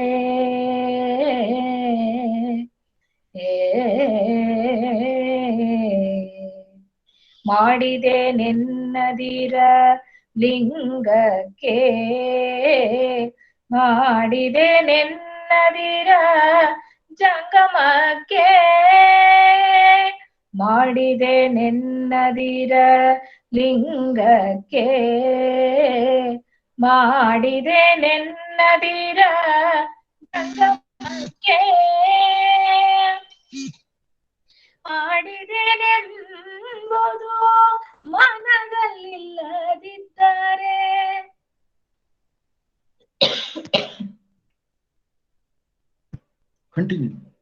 ಮಾಡಿದೆನೆಂಬುದು ಮನದಲ್ಲಿಲ್ಲದಿದ್ದರೆ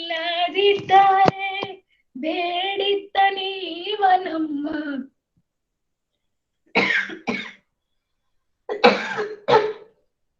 ಸಾರಿ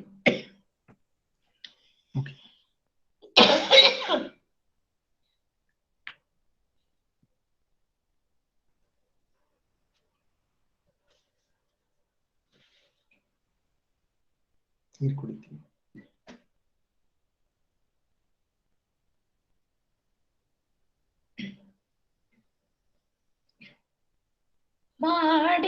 ಮಾಡಿದೆನೆಂಬುದು ಮನದಲ್ಲಿಲ್ಲದಿದ್ದರೆ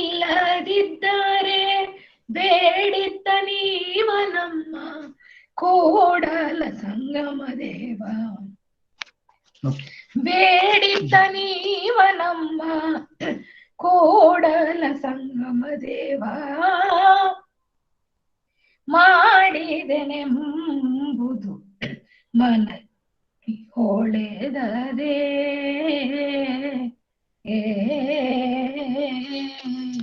ಸಾರಿ ಅವರಿಗೆ ಕಂಠ ಸ್ವಲ್ಪ ಕೈ ಕೊಡ್ತು, ಪೂರ್ತಿ ಸರಿಯಾಗಿ ಮಾಡಕ್ ಆಗ್ಲಿಲ್ಲ, ಕ್ಷಮಿಸಿ ಇರ್ಲಿ. ಮಾಡಿದೆನೆಂಬುದು ಮನದಲ್ಲಿ ಹೊಳೆದರೆ ಏಡಿಸಿ ಕಾಡಿತ್ತು ಶಿವನ ಡಂಗುರ.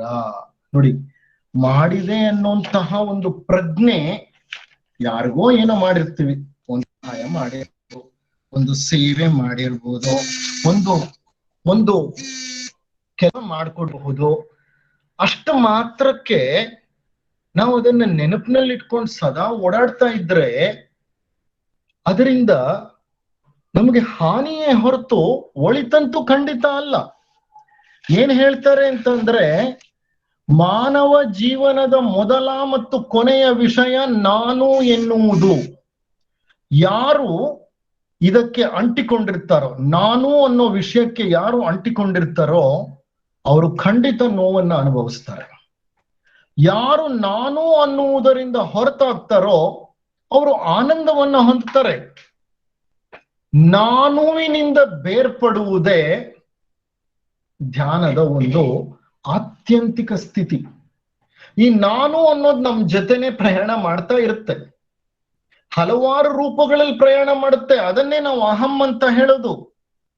ಅಹಂನ ಒಂದು ಟೆಕ್ಸ್ಚರ್ ಇದೆಯಲ್ಲ, ಅದು ಬದಲಾಗ್ತಾ ಇರುತ್ತೆ ಅಷ್ಟೇ.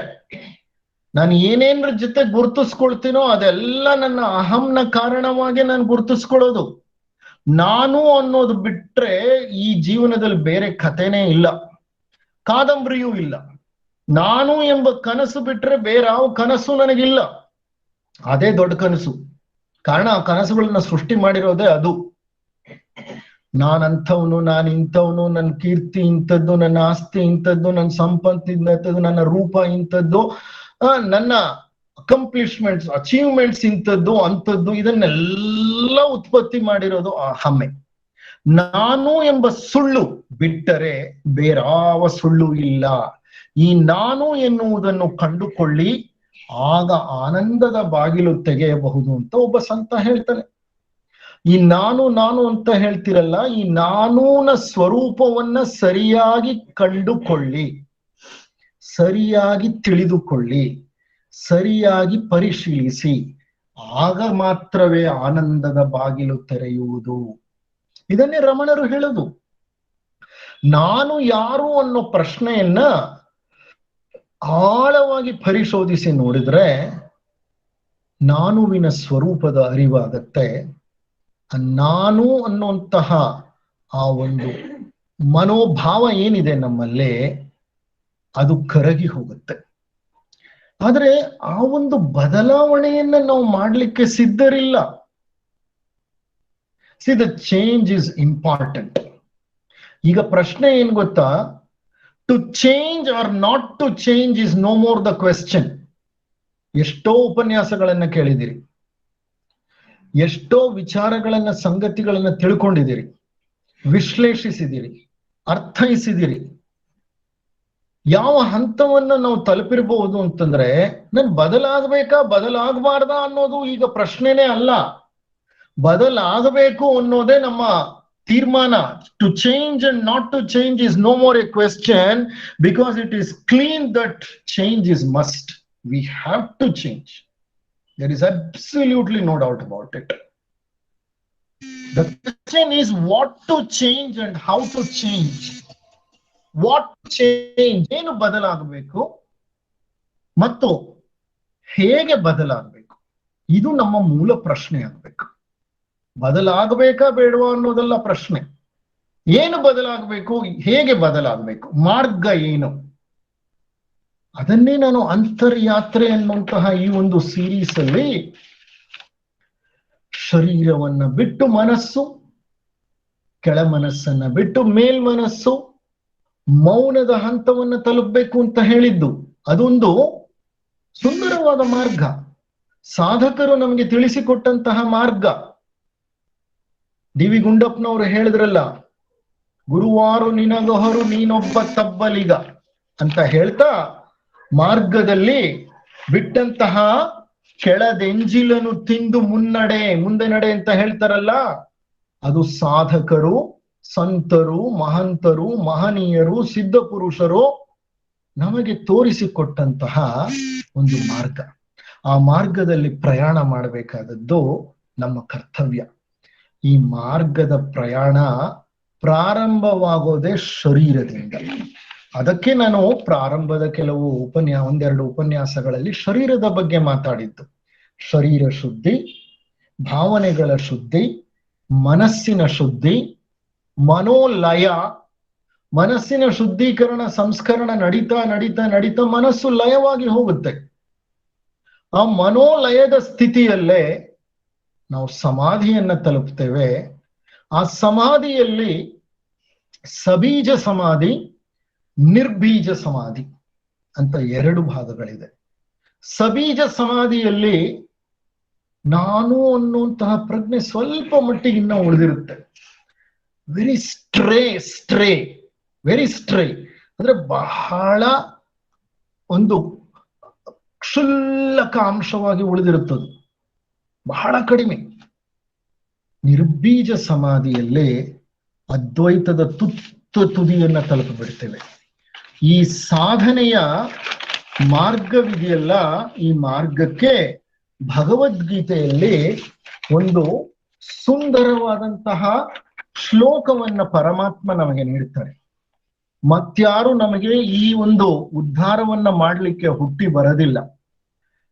ಭಗವದ್ಗೀತೆಯ 6ನೆಯ ಅಧ್ಯಾಯ ಸಾಂಖ್ಯ ಯೋಗ 5ನೆಯ ಶ್ಲೋಕ.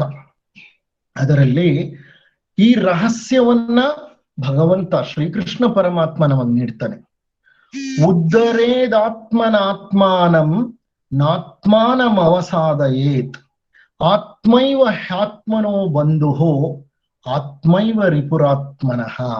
ಅಂದ್ರೆ ನಮ್ಮ ಉನ್ನತಿಗೂ ನಮ್ಮ ಅವನತಿಗೂ ನಾವೇ ಕಾರಣಕರ್ತರು.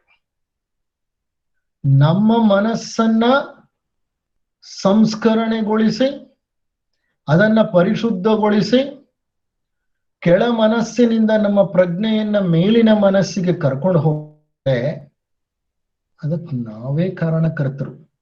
ನಮ್ಮಿಂದಲೇ ಪ್ರಯತ್ನ ಸಾಗಬೇಕು, ಮತ್ಯಾರು ಅದನ್ನು ನಮ್ಗೆ ಮಾಡ್ಲಿಕ್ಕೆ ಸಾಧ್ಯವಿಲ್ಲ.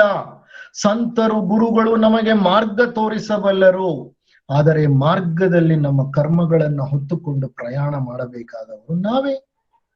ಉದ್ಧರೇದಾತ್ಮನಾತ್ಮಾನಾಂ, yourself has to elevate yourself ಅಂತ ಭಗವಂತ ಹೇಳ್ತಾನೆ. Self has to help the self. The lower self has to help the higher self. How can it help? The lower self should get rid of the thoughts and emotions which have accumulated over several births. And that can happen only when we become silent. ಮೌನಕ್ಕೆ ಶರಣಾಗದೆ ಯಾವ ಸಾಧನೆಯೂ ಸಾಧ್ಯವಾಗಲಿಕ್ಕೆ ಸಾಧ್ಯವಿಲ್ಲ. ಯಾವ ಸಾಧನೆಯನ್ನು ಸಾಧ್ಯೀಕರಿಸಿಕೊಳ್ಳಲಿಕ್ಕೆ ಸಾಧ್ಯವಿಲ್ಲ ನಮ್ಮಿಂದ. ಮೌನ ಅಂತಂದ್ರೆ ಬರೀ ಬಾಹ್ಯ ಮೌನವೇ ಅಲ್ಲ, ಆಂತರಿಕ ಮೌನ. ಒಂದು ದೃಷ್ಟಾಂತವನ್ನ ಹೇಳ್ತಾ ಈ ಉಪನ್ಯಾಸವನ್ನ ಮುಕ್ತಾಯ ಮಾಡ್ತೇನೆ. ಮೌನ ಎಷ್ಟು ಮುಖ್ಯ ನಮ್ಮ ಸಾಧನೆಯ ಹಾದಿಯಲ್ಲಿ ಅಂತ. 4 ಜನ ಸನ್ಯಾಸಿಗಳು ಒಂದು ನಿರ್ಧಾರಕ್ಕೆ ಬಂದ್ರು ಮಾತನಾಡ್ಕೊಂಡು. ಏನಂತ? 1 ತಿಂಗಳು ನಾವು ಏನು ಮಾತನಾಡಬಾರ್ದು, ಮೌನ ವ್ರತವನ್ನ ಆಚರಿಸಬೇಕು, ನನ್ನ ಬಾಯಿಂದ ಒಂದೇ ಒಂದು ಮಾತು ಹೊರಬರಬಾರದು ಅಂತ ಪ್ರತಿಯೊಬ್ರು ತೀರ್ಮಾನ ಮಾಡ್ಕೊಂಡ್ರು. ಎಲ್ಲ ಒಂದೆಡೆ ಮೌನವಾಗಿ ಕುಳಿತು ಬಿಟ್ರು. ಏನು ಮಾತನಾಡ್ತಾ ಇಲ್ಲ, ಸುಮ್ಮನೆ ಕುಳಿತಿದ್ದಾರೆ. ಒಬ್ಬರ ಮುಖ ಒಬ್ರು ನೋಡ್ತಾ ಇದ್ದಾರೆ, ಸುಮ್ಮನೆ ಇದ್ದಾರೆ. ಒಂದು ದಿನದ ನಂತರ ಒಬ್ಬ ಸನ್ಯಾಸಿ ಹೇಳ್ತಾನೆ, ಅಯ್ಯೋ ನಾನು ಒಂದು ದಿನದ ನಂತರ ಒಬ್ಬ ಸನ್ಯಾಸಿ ಏನ್ ಹೇಳ್ತಾನೆ ಅಂದ್ರೆ, ಅಯ್ಯೋ ನಾನು ಈ ಮೌನ ಕಾರ್ಯಕ್ರಮ ಪ್ರಾರಂಭ ಮಾಡ್ಲಿಕ್ಕೆ ಮೊದಲು ಆಶ್ರಮದ ಬಾಗಿಲನ್ನ ಹಾಕದ್ನೋ ಇಲ್ವೋ ನನಗೆ ಅನುಮಾನ ಬರ್ತಿದೆ ಅಂತ ಹೇಳ್ದ.